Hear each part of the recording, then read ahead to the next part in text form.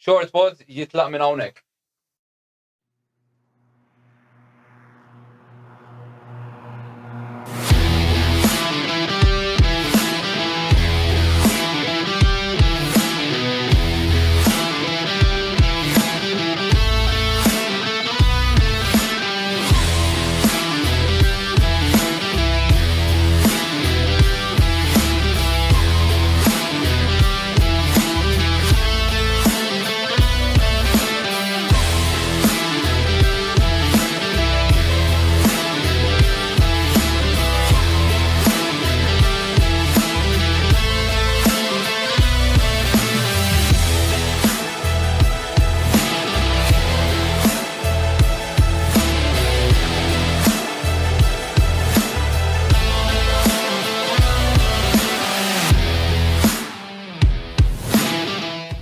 Mela, wasalna għal-raba episodju. Nista' ngħid li l-iktar wieħed li letteralment ħalibna għaliex l-ammont ta' informazzjoni, klips li editjajna, riċerka, kemm bejn it-tim u kemm bejnietkom il-mistiedna. Illum ħan iddiskutu l-wir storiku fejn ħankunu ħanamlu dan ma' l-esploratur Konrad Nilgat, insellimlek minn CNG Trek Ventures. Kif ukoll l-perit Edward Sajt, nsallimlek, li huwa magħruf ħafna fejn jitlu proġetti relatati mal-konservazzjoni tal-wir storiku. Kif ukoll Steve Mallija li huwa fotografu u riċerkatur. Nirringrazzjaw lilek li għandu wkoll il-paġna soċjali il-ġibjun u anke oħrajn. U dan din il-paġna hija relatata ma' studju intensiv fejn jitlu sisterni fil-Gżejjer Maltin. Nibdew billi ningrazzjaw il-Biżel Beżżul li qiegħed kollaborazzjoni magħna biex jittella dan il-podcast. Gazzetta komika li qiegħda tinħareġ darba fix-xahar jekk mister żball minn tim enerġetiku u żagħżugħ u jekk tixtiequ titqu daħqa tajba għamlu dan billi tixtru gazzetta li tiswa biss €3.60. Nirringrazzjaw ukoll il-Stephen li ġentilment qiegħed joffrilna dan il-ktieb l-istorja tal-ħażna tal-ilma fil-Gżejjer Maltin u ħankunu qed intellaw f'kompetizzjoni li ħantellaw fuq il-paġni tal-midja soċjali tagħna fil-jiem li ġejjin. Vera interessanti dak il-ktieb għax għandu wieħed bħalu jiena, proset Steve, enċiklopedija. Għadni ma rajtux jiena sinċerament. Ġifieri imma nagħmel żgur li nagħmel dan. Kif ukoll nirringrazzjaw lil Konrad minn CNG Trek Ventures u l-sponsors tiegħu li huma The Club Fitness Center li jinsab ġewwa Rendi u xek. U The Adventure Shop ta' Birkirkara. Mela, ħanibda minn Stephen. Tajdilna ftit x'għamilt u kemm ħadlek żmien dan il-ktieb li inti ħriġt u r-riċerka tiegħek in ġenerali, mhux għall-ktieb biss, naf li inti attiv pjuttost.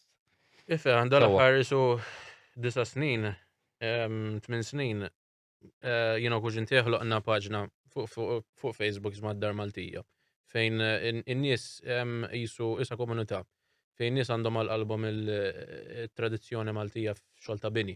Ngħidu hekk ikollhom proprjetà antika, dar antika jirrestawrawha jistaqsu domandi ta' finti nies tas-sena li ma tantx tfadal sfortunatament. U aktar m'għadda żmien rrid isni niftaħ għal xi ħaġa oħra iktar intensiva, riċerka li f'Malta tista' tgħid l-aħħar li saret riċerka vasta 1723. Meta ngħidu 1723 meta kien hemm il-Perit Romano Karapekja li kien għamel studju fuq il-ħażna tal-ilma li kien hemm qabbad mill-Gran Mastru De Vilena u jagħmel studju ta' kemm aħna preparati jekk f'każ li konna xi gwerra oħra jew whatever li jista' jinqala kemm għandna biżżejjed ilma biex nibqgħu ħajjin bażikament. Jiena dik toġobni ħafna dan il-punt għaliex kienu jaħsbu għal ġenerazzjonijiet futuri fir-realtà apparti dak kurrenti kienu jaħsbu fil-futuru. Naħseb dik llum il-ġurnata m'għadniex nagħmluha. Eżatt. Ħalli kompli. U jiena bdejt, ovvjament hemm ħafna informazzjoni mitlufa u mhux qiegħda poġġuta ħanejdu hekk, hemm ħafna entitajiet għandhom l-arkivju tagħhom. U jiena bad kollox u ġbart kollox post wieħed. Issa f'Malta toddhom fuq il-ponota subajk suppost kemm qed jagħmlu xogħol fuq dan is-suġġett, ġifieri. Naf li hemm persuna oħra involuta li bħala hobby għax jogħġbu dan ix-xogħol u hemm jiena. U mbagħad hemm dawk in-nies li qegħdin fl-entitajiet tal-gvern hemm ovvjament għandhom ir-riżorsi tagħhom limitati u bażikament. Jiena dan għamlu mhux għax impjegat tal-gvern jew għax dan għamlu għax huwa hobby tiegħi u jogħġobni ġifieri. U is-suġġett tal-ilma dejjem kien għal qalbi. U Malta għandna storja enormi, vasta. Dak il-ktieb huwa percentaġġ żgħir ta' x'għandna. Kemm għandna sisterni f'Malta fil-verità? Ma tistax Bejwet u ieħor. ma tistax tgħid. Diffiċli ħafna m'għandek dok tal-gvern għandek il-privati, imma ħanejdu tal-gvern hemm 1000 u 1000 żgur. Wow. Hemm 1000. Ħafna minnhom il-belt naħseb u hekk. You'll be surprised, ħafna minnhom qegħdin fl-irħula. Fl-irħula fil-pjazzett, kullim kien fejn kellhom Ħana flim waħda nax-xar pereżempju taħt biex il-Knisa. Kredibbli xem. Ara, ir-riċerka li kien għamel Romana Karapekja, il-maġġoranza tal-istudju tiegħu kien fuq il-belt u l-kottoner ovvjament. Il-studju ma sarx barra minn dok il-bliet biex niftehmu. Kien sa jkompli mbagħad kien laħaq. Jiena li qed nagħmel qed niġbor l-informazzjoni kollha u npoġġiha f'database li ovvjament jiena qed naqsamha mill-entitajiet tal-gvern.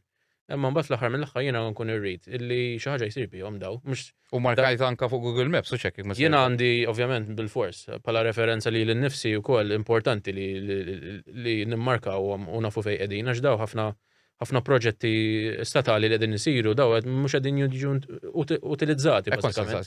Għaxan inti għandek meta inti għandek entità tal-gvern qed tgħaddi triq ġdida inti tittaħsiblu għal stormwater management li hija xi ħaġa li għadna naqxej lura fuqha, tifhimni. Again, naf jiena għad nitkellem neutrali għax daw nies nafhom kollha. Ir-riżorsi l-problema, daw suppost hemm nies full-time gas dawn għaddejjin fuqhom dal-affarijiet, imma huma dejn backup x'jiġri. Ikun hemm persuna li tkun ilha taħdem f'dipartiment partikolari għal xi 30 sena, lil persuna sfortunatament irreżenja u tirtira u ovvjament tagħti handover surit in-nies.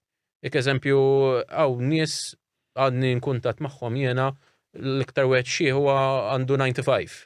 He's a walking encyclopedia, ngħidlu jien da.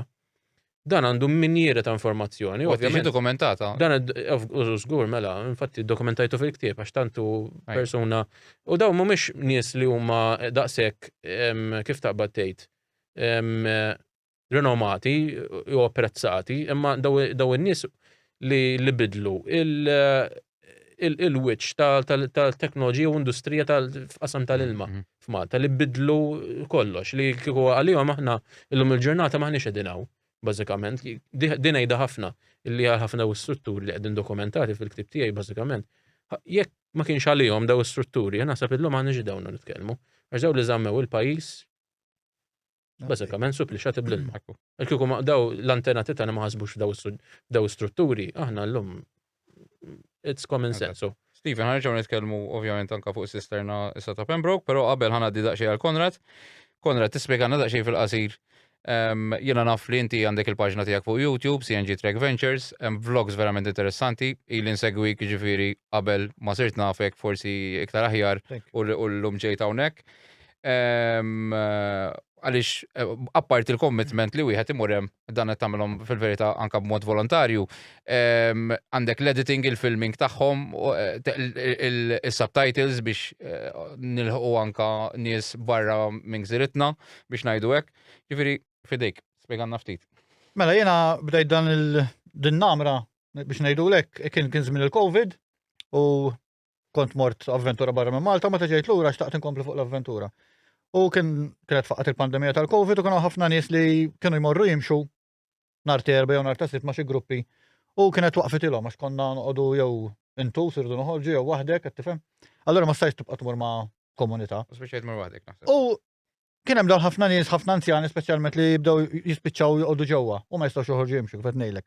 U jiena bdejt immur qed kif ħanipprova ndawwar din il-ħaġa kera f'ħaġa pożittiva tip, qed tifhem. Bdejt immur mixjiet fil-kampanja u daqqa nħu ritrattu ntellaw Facebook u min jagħmellek like u min jagħmellek kumment. Jiena fotografu iktar mill-videografu, videografija ma kont naf xejn qabel jiġifieri mhux għax illum naf, imma llum nipprova lem u nsaqsilhom. qed inħarbot ċaħ. Armat sew imma anka drones kollox għandek. Ej, ma bħal editing ma nħossx li jiena xi editor tajjeb, ġifieri Il-messaġġ jasa. kemm ninqeda. Bdejt intella ritratti, kif qed ngħidlek, u ħallek il-kommenti nies, bdejt intella biċċa video bil-mobile, normali, u dejjem nies jieħdu ktar pjaċir.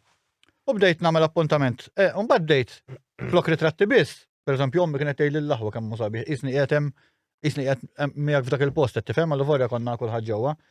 Bdejt nagħmel biċċiet tal-videos osra u ntellagħhom YouTube fuq il-YouTube channel tiegħi u bdejt immur ħafna postijiet. Tant bdiet tintoġob di. Li spiċċajt nagħmel esu appuntament ta' kull nhar ta' ġimgħa, fis-6 ta' flaxija kull ġimgħa kont intella video ta' xi post jew remot, jew li ma jistgħux imorru nies, jew li kważi ħadd ma mar, jew m'hawnx footage tiegħu, qed tifhem, forsi jew ritratti ma m'hawnx footage. Allura kienet tkun xi ħaġa esklusiva. U n-nies kienu qed jieħdu pjaċir jiskopru Malta, il-Maltin jiskopru Malta. Il-barranin li kienu jqogħdu Malta u stamigraw l-Amerika, l-Awstralja. Ħansemmu aktar qudiem. Jieħdu pjaċir illi qed jaraw postijiet li kienu jomorru fit-tfulithom. Pereżempju kienu jibatuli, tista' tmur naqgħu id-babu għax il-nimma mmur minn konna mmorru tal-mużew pereżempju. Jien ħana konna mmorru hemm. Illum il-ġurnata differenti għax balla olli u hekk. Imma bdiet tintoġob dil ħaġa. Ħomba bdejt niskopri postijiet antiki ta' żmien il-Kavallier, ta' żmien l-Ingliżi.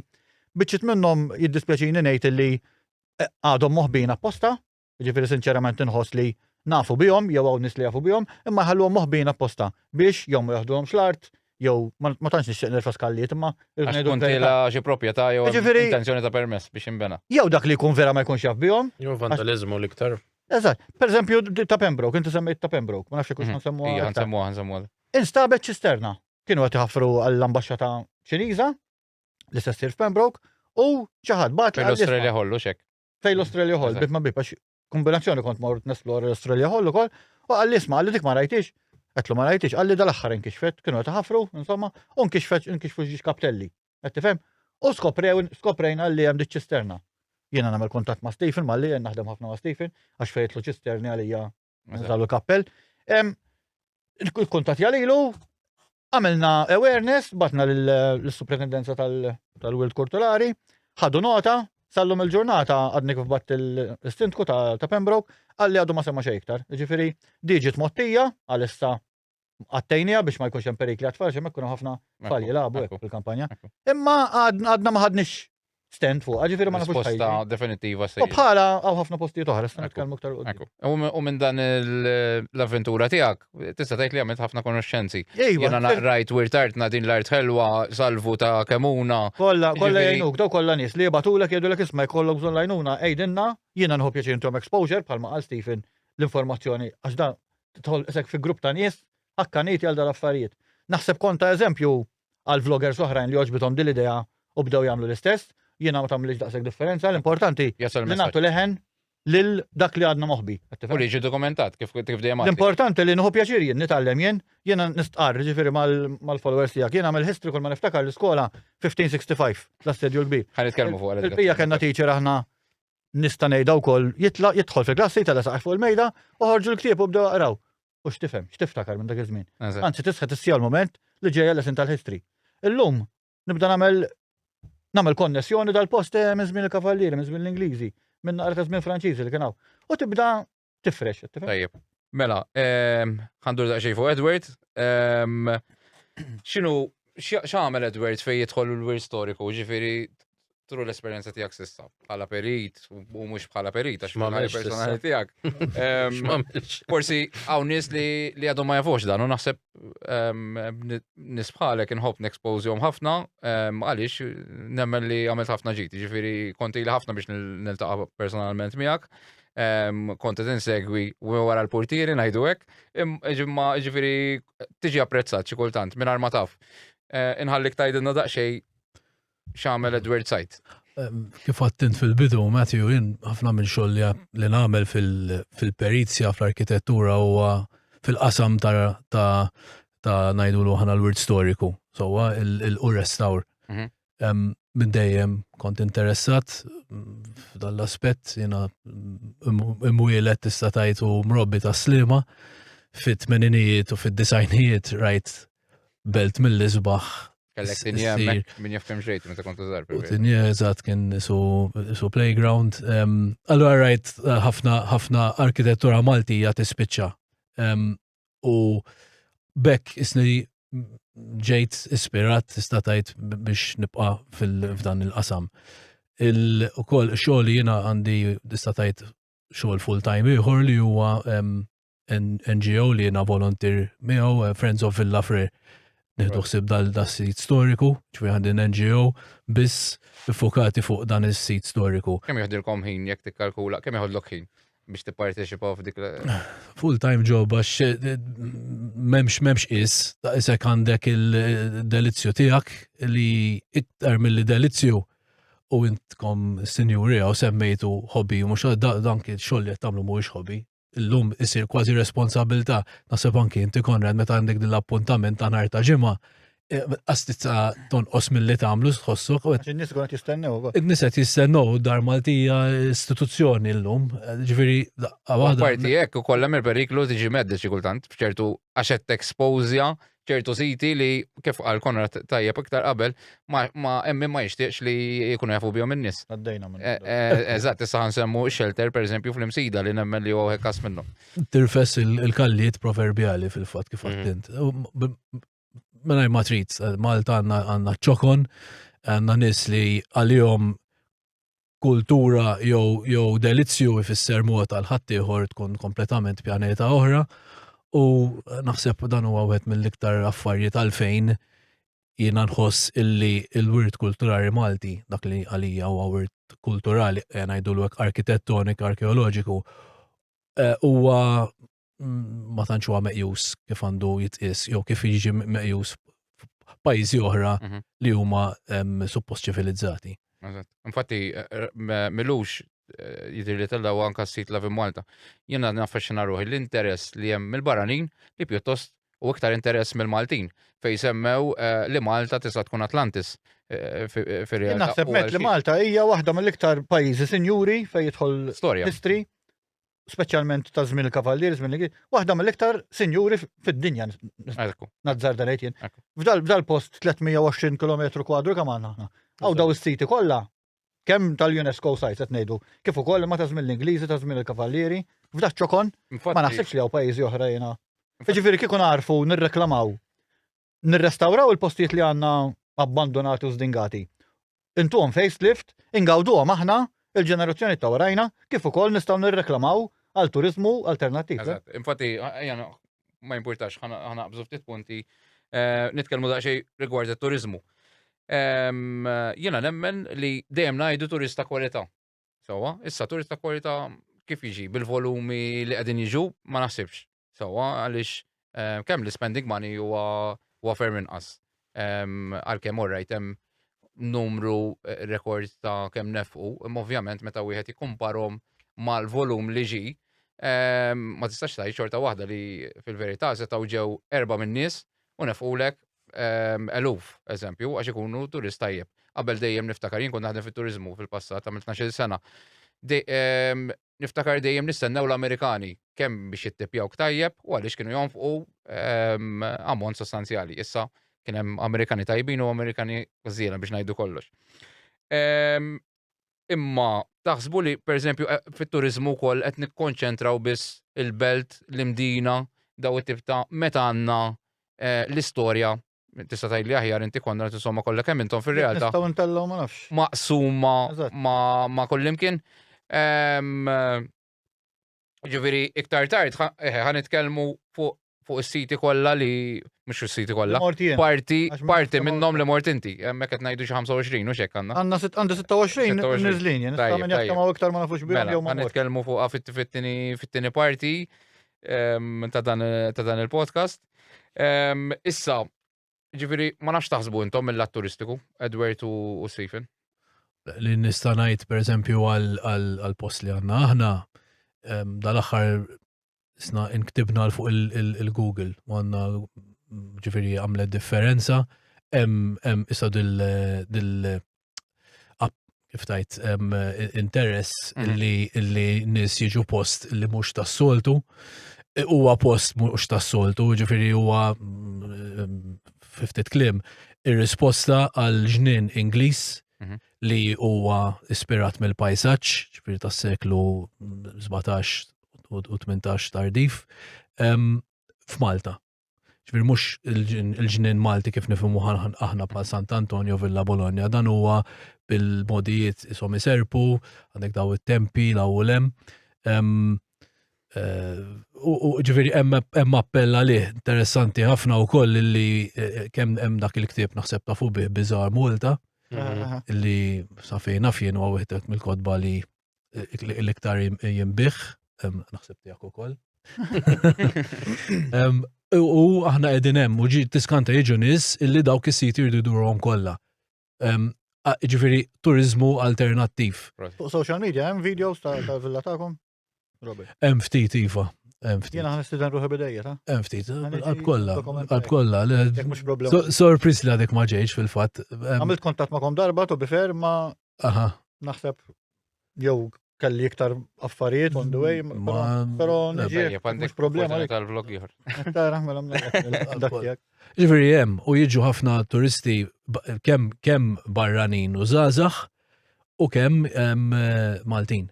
Ġifieri meta jkollna l-Open Days aħna il-parti kbira tan-nies ikunu Maltin li jisaqsu, jisimgħu, jisaqsu mistoqsijiet validi ħafna.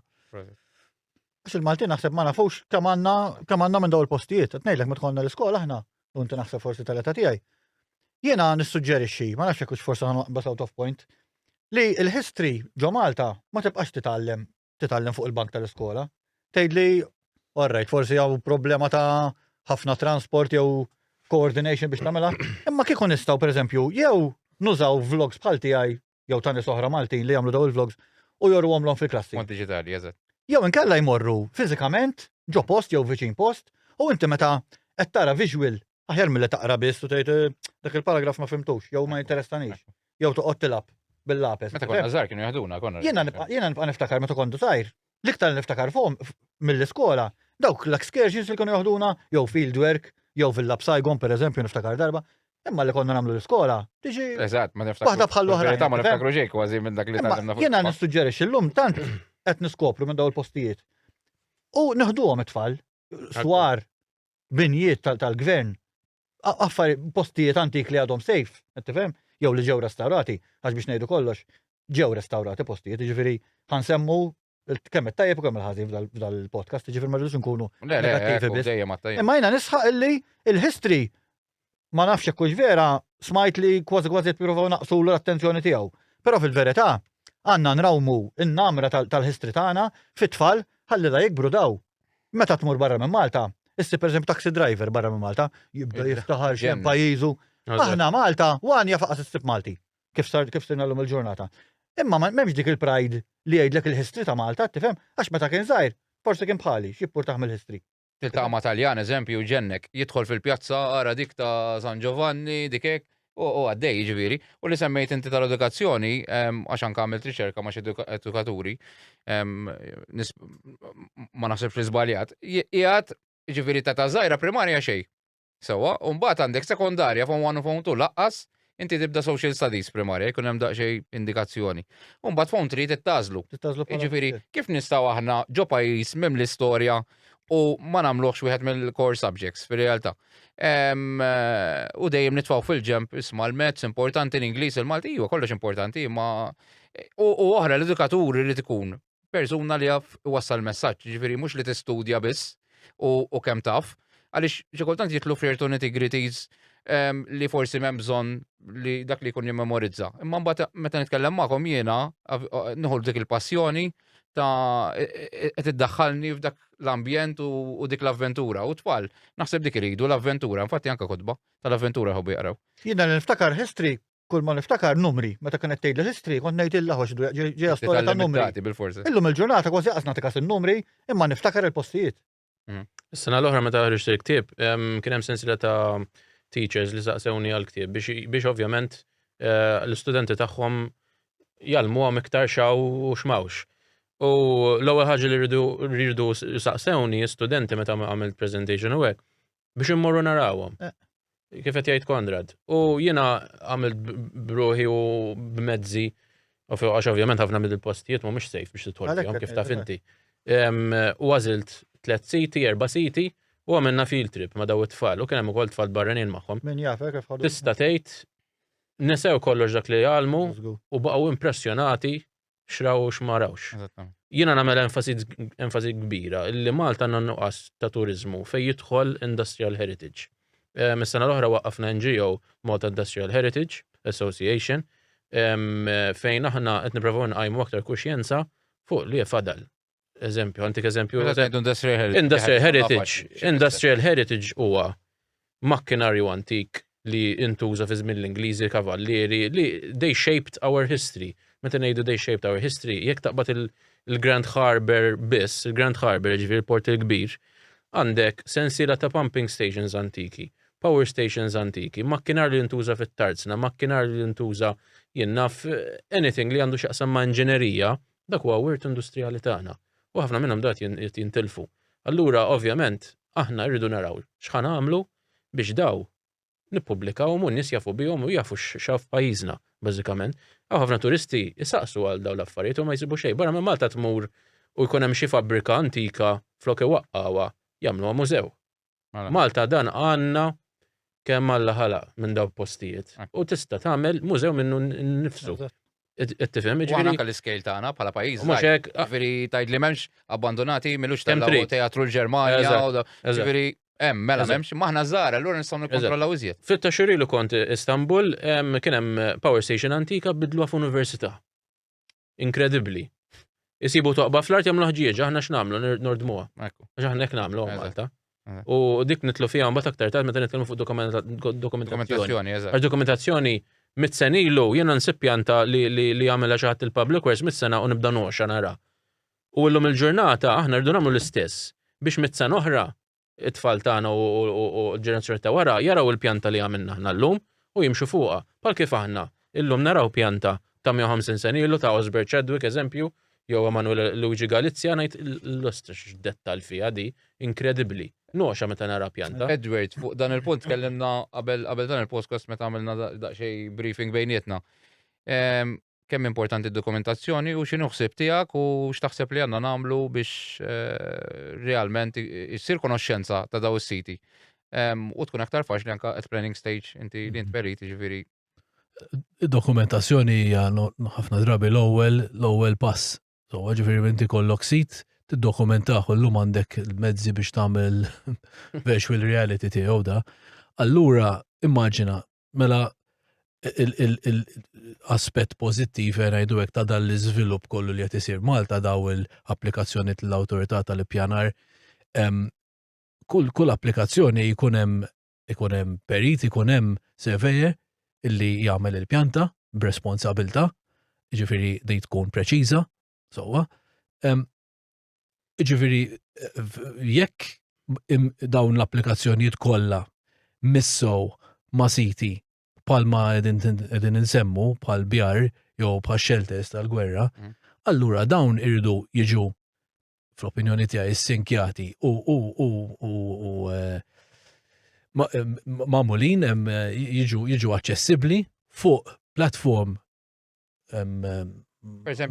nazzjonal bħal Map Server. Jiġi isu lejer illi mela naħseb ħanaslu wkoll għax-shelters. Ix-shelters tal-gwerra sewwa daw il-parti kbira tagħhom jien għamilt ħafna riċerka fuqhom ix-shelters hemm dokumentazzjoni il-Public Works. Folder daqshekk. Pjanti ikunu preċisissimi kif qed jgħid Stephen, ġifier dak iż-żmien li għalija hija ħaġa tal-aġeb ġifieri fl-1942 l tal-gwerra fej ħafna mix-shelters kienu saru bil-bombi niżlin u kellek kumitat tax-shelters bil-periti, bil-inġiniera, bil-kapumastri u jaqtaw preċiżjoni biex daw iduru anke madwar il-mains ta' dranaċċu u jekk hemm xi bjar jistgħu jużawhom. U daw hemm ħafna pjanti, ġif dawk kieku jaqbduhom jagħmlu digitization tagħhom. Dawk il-pjanti jiġu miżmuma kif għandhom jiġu miżmuma dokumenti storiċi, ġifieri bħala konservazzjoni, ġifu ma reġgħux jintmissu dawk, għax kull darba daw jinniftakar kont mur hemmhekk il-Works tiftaħ pjanti oriġinali kulħadd jaqleb fihom, daw. Dak hemm jifhmu. Qed issir imma mhux biss jittieħdu ritratti, jiġu wkoll il-kontro konfermati b'dak li hemm illum u jiġu pjantati li dak li jkun jidħol kważi anke qabel forsi ikun hemm xi żviluppatur jew negozjant jgħid ħan idħol għal biċċa proprjetà u jidħol u jgħid isma' hemmhekk hawn shelters hawn daw ġibjun hawn tarf ta' ġibjun illi jmismaw hekk, hawn il-katakombi, hawn ara kemm tista' tagħmel saffi. Semmejt li per eżempju l-aħħar darba semmejt li il-pjazzetta unfortunately wieħed mill-li tkisser. Iva, dib ta' Slima per eżempju hemm mal kważi design shelter ta' żmien il-gwerra. Jiġifieri fejn post wieħed ma tantx assoċjah ma' wirt storiku taħt l-art. Hemm ukoll ġibjuni, hemm ukoll sistema ta' dranaġġ illi dawn minnhom kienu qattajn biex jgħaddi bniedem minn ġo fihom għax kellu jqatta. U dawn għadhom hemm jew ġast indikazzjoni? Ħafna minnhom hemm għadhom u jiena biex forsi anke nantiċipa mistoqsija illi hemm għandna ħafna minn dawn is-siti ejjew ħanamluhom aċċessibbli aħna nirranġawhom jien nemmen li ma jistax ikun. Kemm il-shelter tal-gwerra ħad tiftaħ għall-pubbliku. Ir-riżorsi umani. Apparti il-fatt illi hemm minnhom mill-att ta' konservazzjoni illi is-sabiħ tagħhom illi għatem anki ċertu fdalijiet illi dak kif tmissom u stalactites u stalagmites, ġifieri isir dokumentazzjoni nafu li qegħdin hemm imma mhux imbagħad daqqa waħda jingħala it-triq jiġi xi ħadd biex jagħti drinka pereżempju u ara xilqatna hawnhekk. Palma meta kienu reġgħu skoprow il-ġibjun li hemm quddiem il-qorti, il-belt, meta laqtuh kważi saret traġedja hemmhekk. Dak il-mem pjanti il-ġmil tagħhom il-wax. Jekk wieħed irid. Kont involut fiha dik inti l-underground valletta? Dak meta kien għamlu l-pavimentar ta' Sadarjali qed ngħid jien.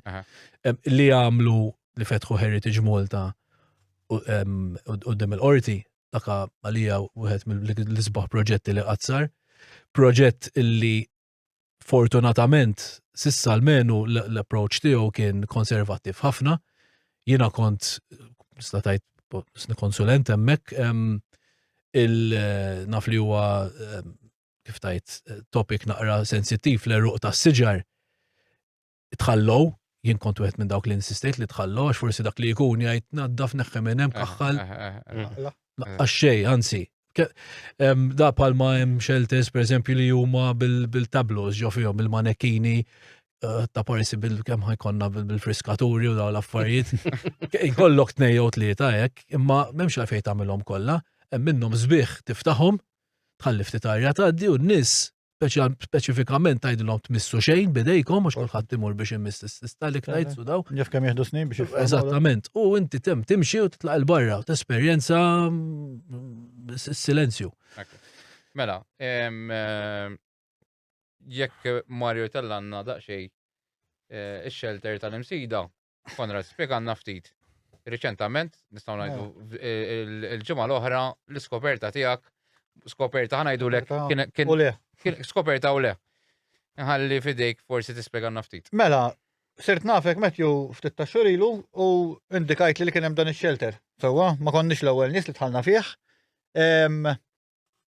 U tħallna ġo fih, insomma da shelter ippjanajna biex immorru, ħadna l-apparat għax aħna dejjem l-apparat u peress li ħanitlu ġo confined space tittieħu ċertu prekawzjonijiet, jiġifieri ma tix taqbad u tidħol, konna tnejn min-nies. Da shelter indunajna Matthew li sibna dawk il-carvings tal-limestone ġo fihom kien hemm 6 jew 5 jew 6. Kellek il-qalb ta' Ġesu Kien hemm qalb ta' Ġesu l-Madonna eżatt, isu tal-Veronka ngħidilha jiena u dik il-wix ta' Ġesu fuq il-liżar. Dokumentajnieh u ħriġnieh fuq il-YouTube channel tiegħi insomma Konrad Nilgat. Oħra ċil-ħaġeb, bat email l-konsil tal-imsida biex nara jekk hemm xi u da bħalma raw in-nies jew jistgħu jidħlu jaraw, kien hemm balla affarijiet mormin, car parts, bibien tal-injam, ġifieri minn kollox hemm ħġieġ, injam, laqstu. Minn kollox li jista' jaqbad kollox hemm ġo fih da. Ġifieri kien jintuża isu scrapyard dan. Kien hemm xi żmien għamlu xi ħajt bil-briks u tal-ħajt waqa', kif taf inti wkoll.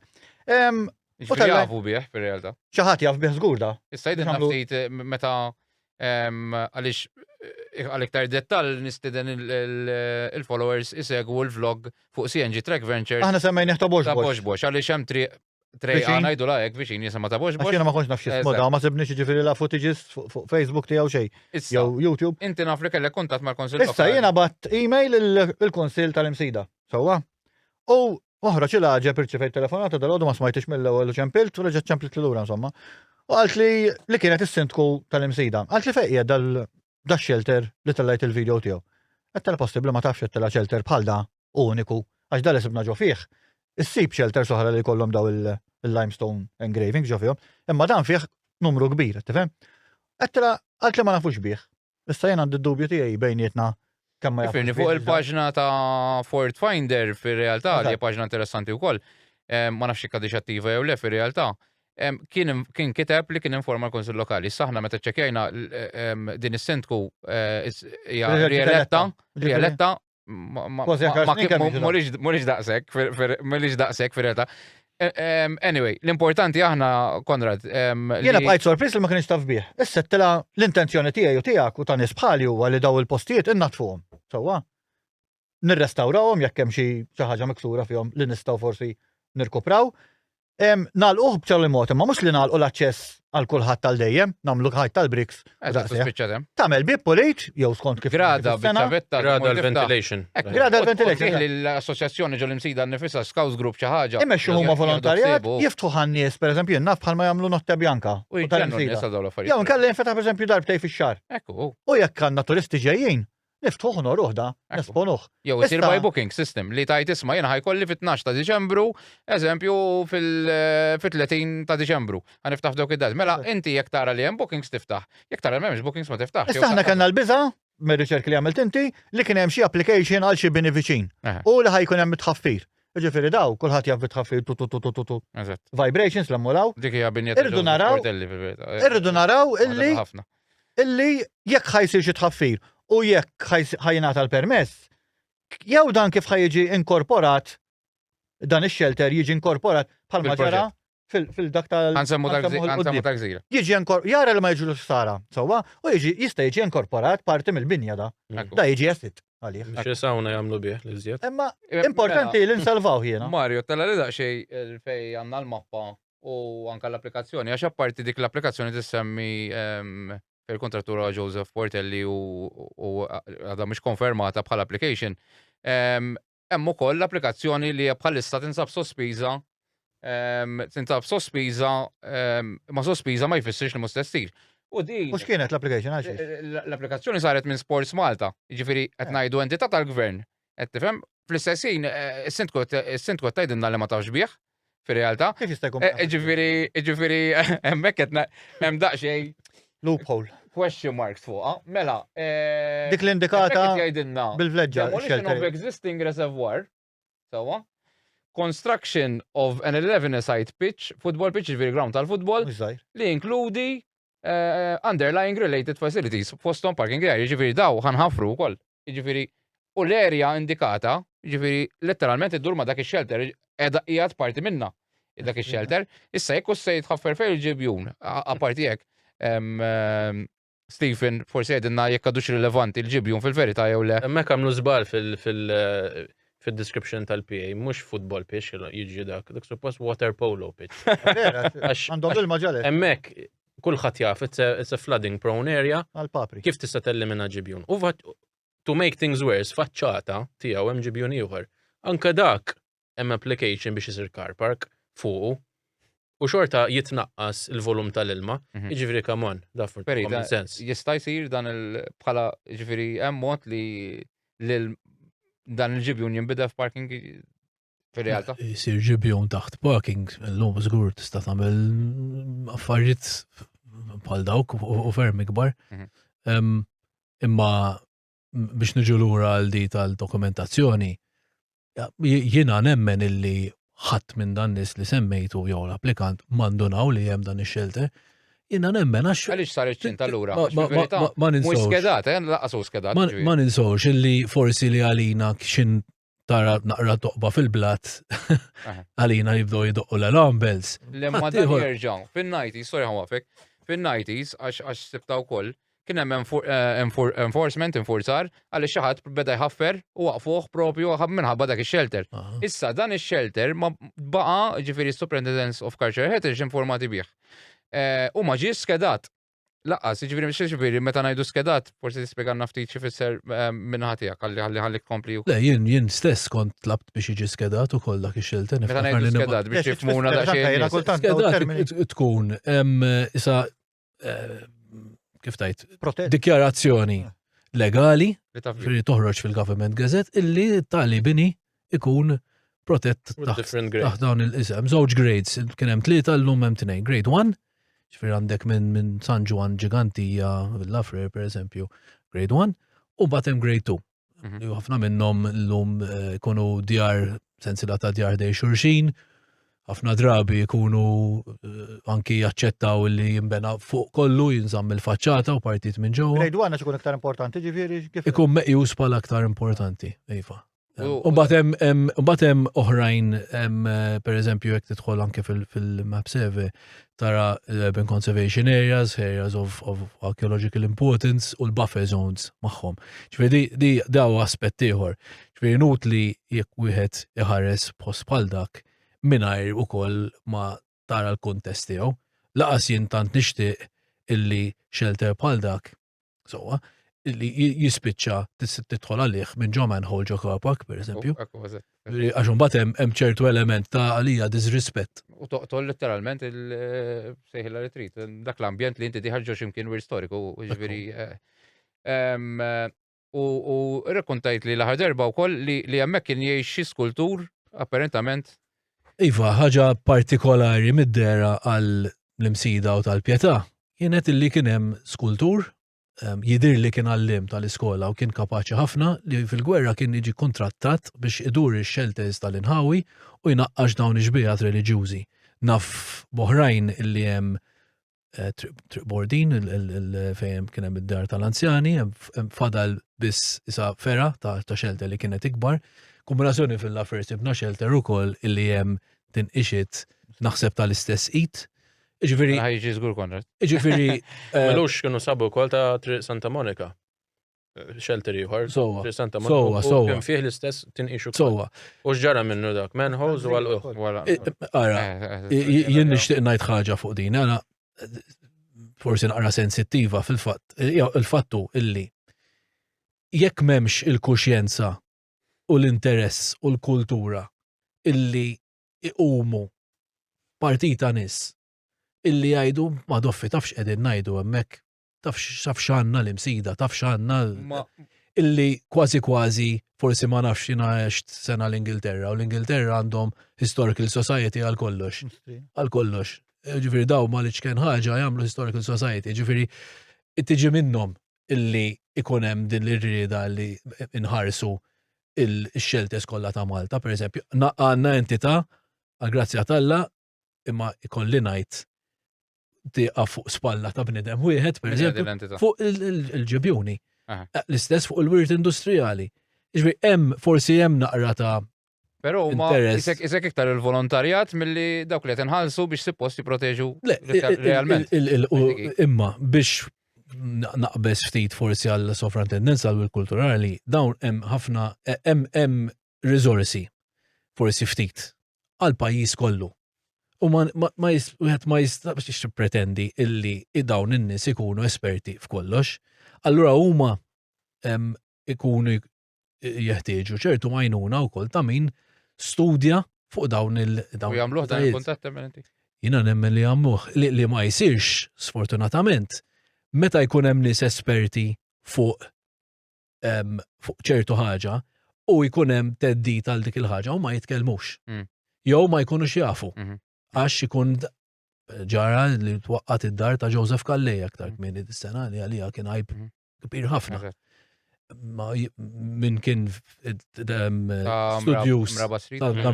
studios fuq il-filmografija Maltija, u forsi ma kienx jaf, hemmhekk tlifna tista' tgħid Holy Grail kważi tal-filmografija f'Malta. Tlifniha. Ma fil-verità importana bħala poplu. Poplu ġenerali ma Aħna rajt, naħseb ma jinteressa. U apparti jekk xtaqt tiġbed l-attenzjoni li laqqas hemm fencing hemmhekk, jiġifieri ilu hemmhekk naħseb jgħaddu pulizija u ma nafx ma jgħaddix minn dik it-triq fil-realtà. Sajt literalment mikxufa u mbagħad jekk Konrad jew jiena mmorru nibnu blokk appartamenti u ma jkunniex iċ-ċint. Fil-realtà jaqlaw storja kbira. Ġifieri ma nistax nifhem, ġbit l-attenzjoni anka mhux se nsemmi ismijiet imma ta' ċertu nies li għandhom ċertu awtorità u baqa' ma sar xejn fuqha. Jien naħseb il-poplu Malti jekk ma tmislux il-but. Dik flus u da għadni għaf podcast oħrajn, fej kellimna fli għadda fuq il-ħajta l-lum.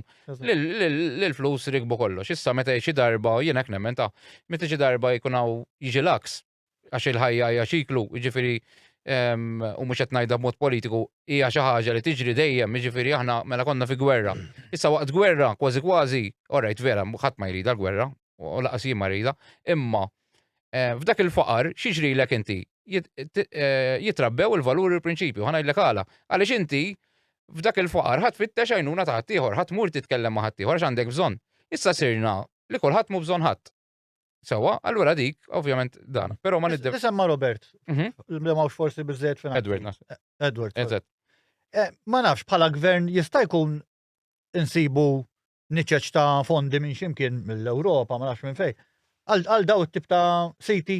Jiena nemmen l-Unjoni Ewropea straightforward ittihom log xi ħaġa bħal dik, ġifieri ma nafx forsi jedinna iktar Edward fejn forsi kolli xi proġett partikolari jekk jiġux bil-mera ħanajdu hekk l-Ewropa biex ittik. Mhux taqsek faċli u jkun hemm calls, dawk li jgħidulhom calls, ġifieri jkun hemm budget allokat f'sena għal-wirt storiku. Imma l-membri parlamentari qed jirrappreżentawna qegħdin biżejjed watchdogs fuq daw l-options li jkun hemm biex neħduhom aħna flok joħodhom ħaddieħor forsi ma nafx. Ħanajlek membru parlamentari aħna għandna problema nemmen f'dal pajjiż f'kulunkwa gvern li kellna. Li pereżempju tal-edukazzjoni ikun tabib.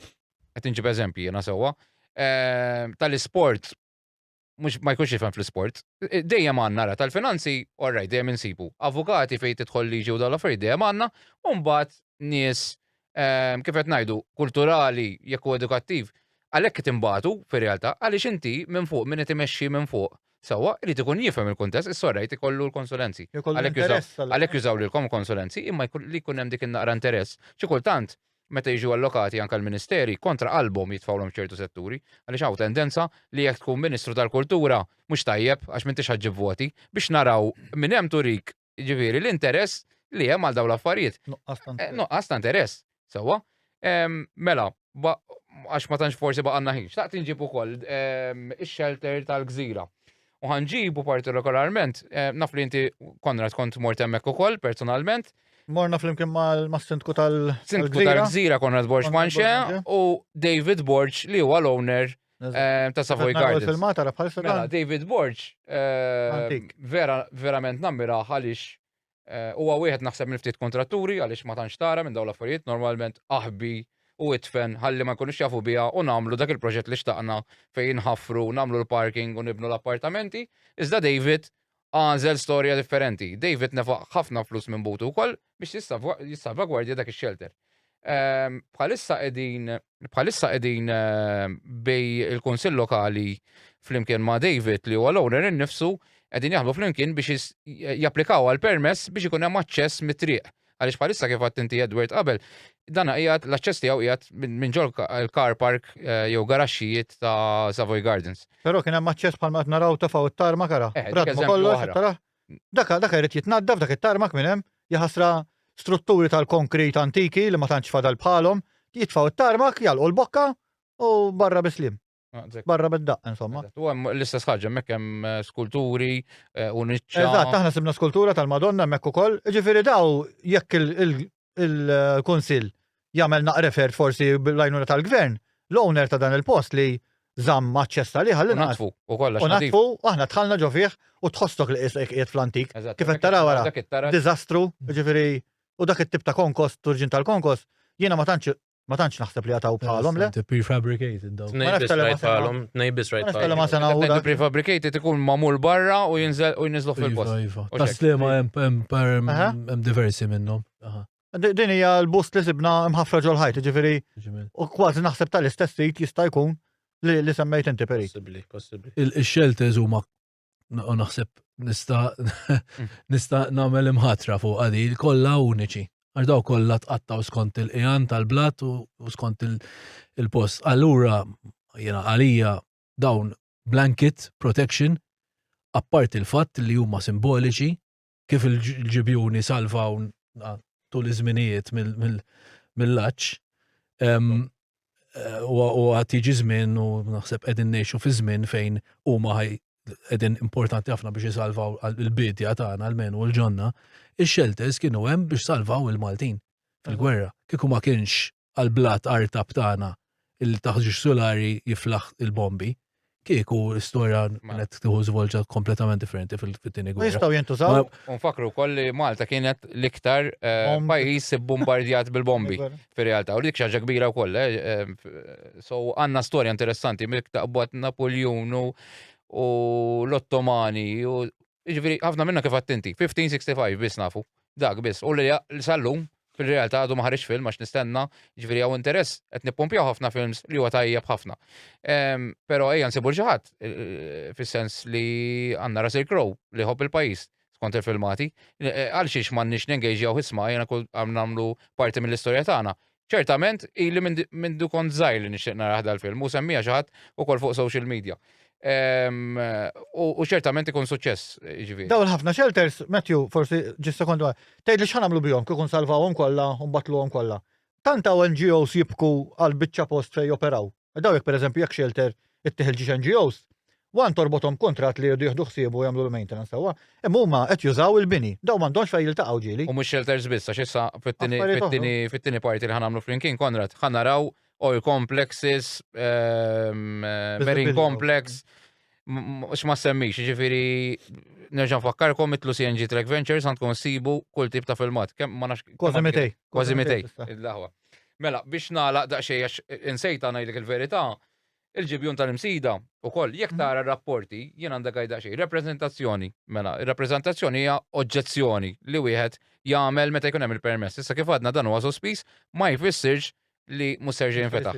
Issa, dan huwa min għamel din l-objection hawnhekk għandi miktub li huwa PE teacher, jiġifieri laqqas la kunsill lokali, la xi għaqda, la ma nafx.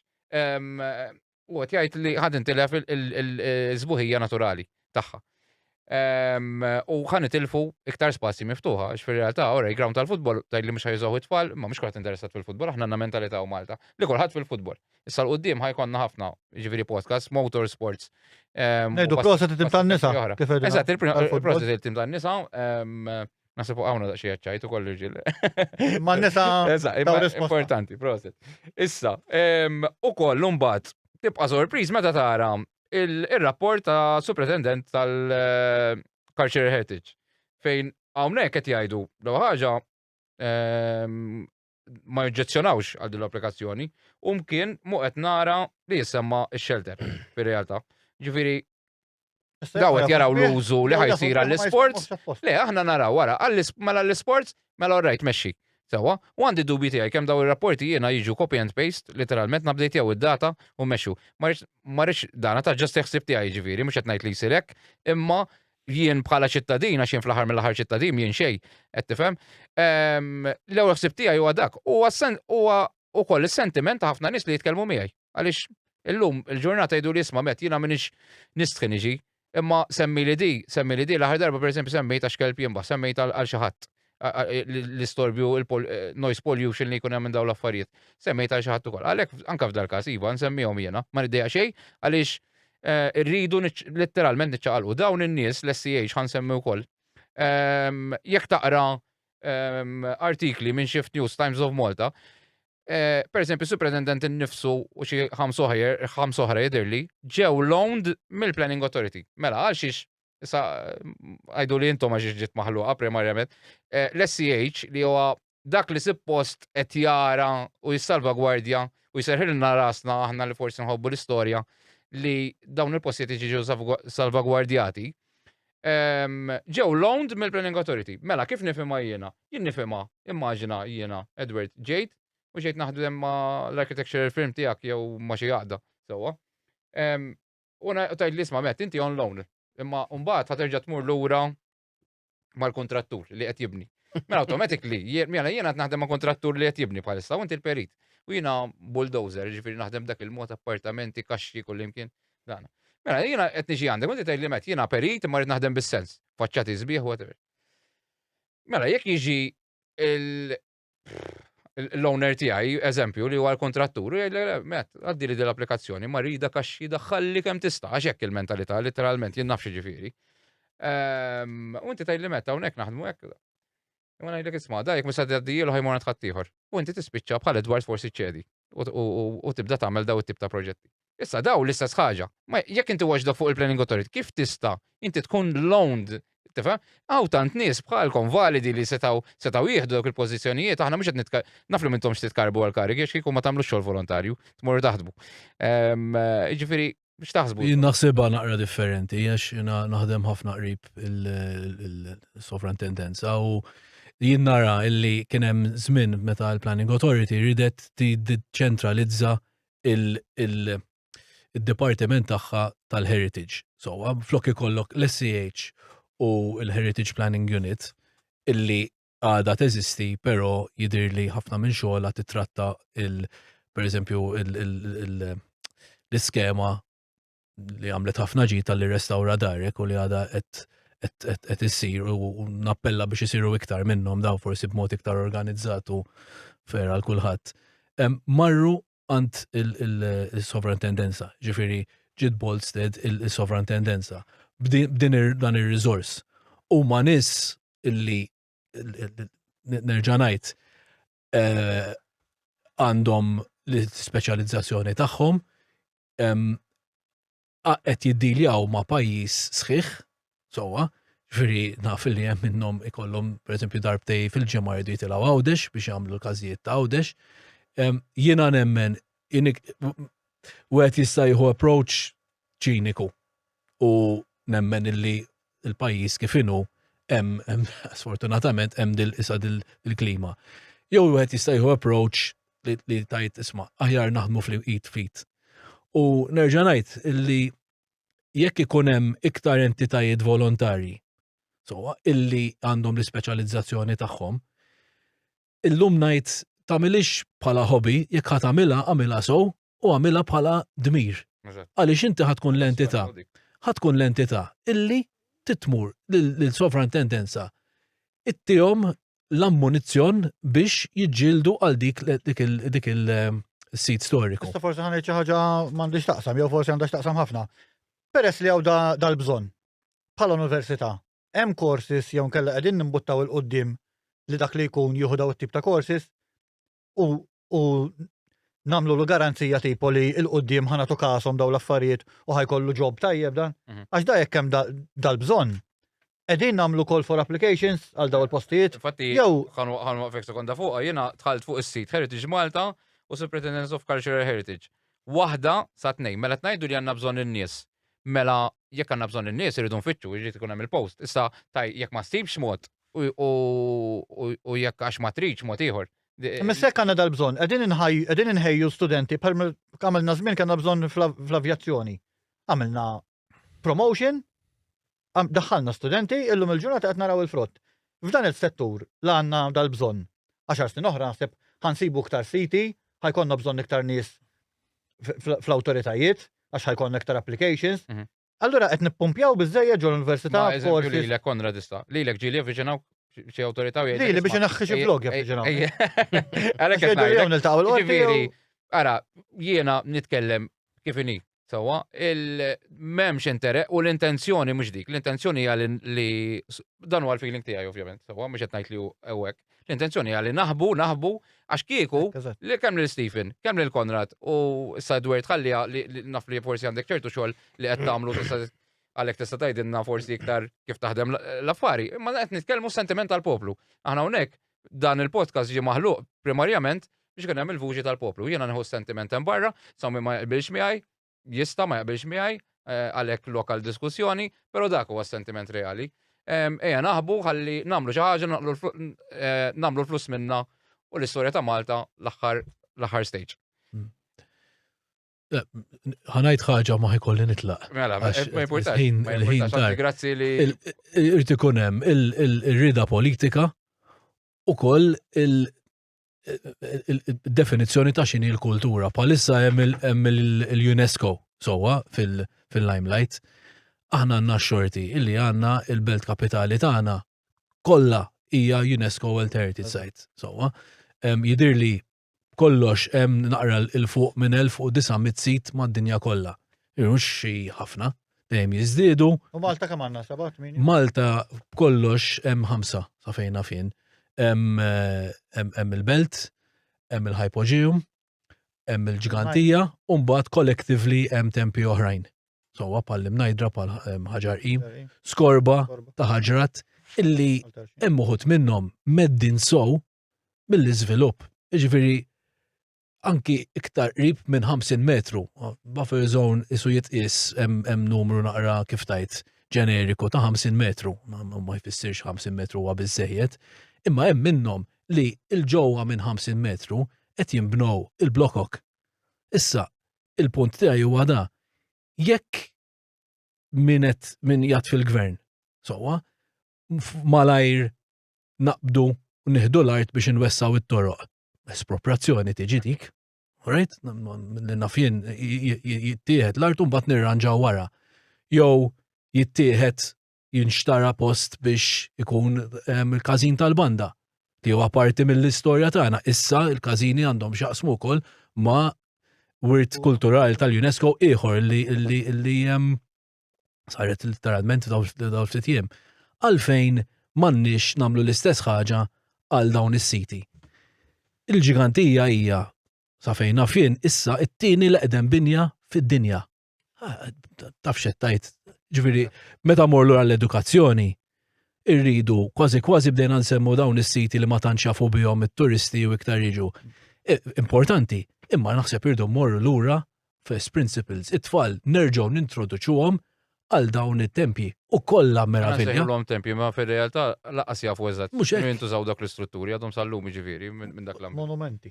Mela, Edward, nirringrazzjak. Ħajkonna nagħlqu l-ewwel parti, naf li qbiżna l-ħin ir-regola tagħna mill-bidu kienet nofsija, imma meta jkollok 4 mistednin hija impossibbli għaliex kun ma nkun qed nagħtu xi 6 minuti naħseb kull wieħed, ġifieri f'dak l-ambitu dan. U suġġett vast ħafna u vast interessanti. U għalhekk ħanamlu mbagħad it-tieni parti wkoll ma' Konrad Nirgat fejn ħanaraw il-postijiet abbandonati li għandna, ġie restawrat ukoll għax aħna tajjeb u l-ħażin hawnhekk insemmu. U naċċertakom li ħafna minnhom laqas tafu bihom, jiġifieri mhumiex dawk li tmur timxi fil-kampanja u sibthom. Postijiet interessanti ferm u ma qegħdin jgħidulna għar-restawr immedjat. Nirringrazzjak Stephen ukoll tal-li ġejt hawnhekk u tal-li offrejtilna dan il-ktieb. Issa mbagħad ħankunu qegħdin ninformawkom fuq il-midja soċjali kif tistgħu tipparteċipaw biex dan tirbħuh. Kif ukoll Nħeġġiġhom jipparteċipaw għax kif qed ngħidlek jiena meraviljajt bil-fotografija tiegħu u bl-informazzjoni li kien hemm, ġifieri kull raħal kważi hemm xi ħaġa interessanti fih. L-istess ħaġa, Konrad, nirringrazzjaw l-sponsors tiegħek. Forsi semmi ma terġa'. The Club, Arena, ġewwa Rendi u Adventure Shop ta' Birkirkara. Proset. Mela, niltaqgħu fit-tieni parti, mhux ħankunu nxandruha fil-jiem li ġejjin, mhux fl-istess ġimgħa bħalma għamilna fil-podcast ta' qabel. Ħalli ntukom ċans ukoll taraw din il-podata u tifmu daqsxejn id-dettall li tkellimna fuq ukoll. Nirringrazzjawkom tal-li kontu magħna, grazzi.